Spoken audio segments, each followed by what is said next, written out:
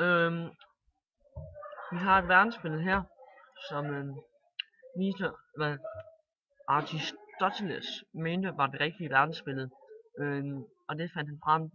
Det var det, han mente, det var det i 300, cirka 300 år før Kristi. Og det var, hvad man i den vestlige verden mente var det korrekte verdensbillede, helt frem til omkring slutningen af middelalderen. Og det vi ser her, det er, at jorden er i centrum, hvorefter at månen og alle andre planeter og solen kredser rundt om jorden, og jorden er i centrum af universet.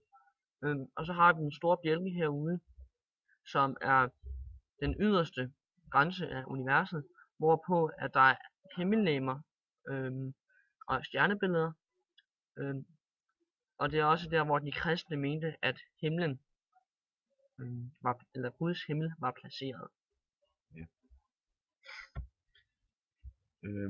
Og så har den polske astronom Copernicus et helt andet syn på den her på det verdensbillede her. Og han mente, at solen var centrum for hele universet, og at alting kredsede om solen. Og vi ser altså de ringe her rundt omkring solen, og det er så de forskellige planeter, som kredser om solen. Og heroppe så ser vi jorden, og den måne, den ring rundt om jorden. Så ser vi altså den ring, som er som månen rundt om jorden. Men det her, det var altså en teori, som tidligere havde været, men det var ikke rigtig, den havde ikke rigtig vundet frem, på grund af, at den modsagde mange af de kristne, kristnes billeder og deres syn på Gud. Så derfor vandt det ikke rigtig frem førhen, men det kom altså frem her ved Copernicus tid. Ja, og der gik cirka 150 år før, at hans syn på verdensbilledet, det blev sådan godtaget, eller man skal kalde det. Ja, accepteret. Ja. Og først senere hen, så blev det accepteret af det katolske kirke. De var meget sådan, kritiske over for det her billede, da det var meget, stod meget imod alle de her syn på Gud. De kristne syn på Gud, ja. Ja. Og så har vi Tycho Brahe, som var en dansk astronom.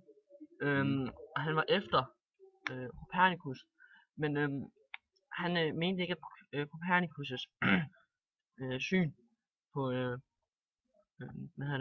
verdensbilledet var det rigtige. Han mente stadigvæk, at jorden lå i centrum af universet, men han mente, at solen og månen kredsede om jorden, og så alle andre planeter kredsede om solen. Det vil sige, at hans verdensbillede var stadig i strid med kirkens verdensbillede, men det var stadigvæk det var stadig jorden, der var i centrum af universet, og derfor var det ikke lige så slemt, eller man skal kalde det, for de kristne at acceptere det. Ja. Så det var lidt på en måde en mix af dem begge to. Så det var stadigvæk jorden, som var i centrum, men der var alligevel noget, der også kredsede om solen. Og de fandt ud af det også. Ja. Ja. Yes, alright. Ej!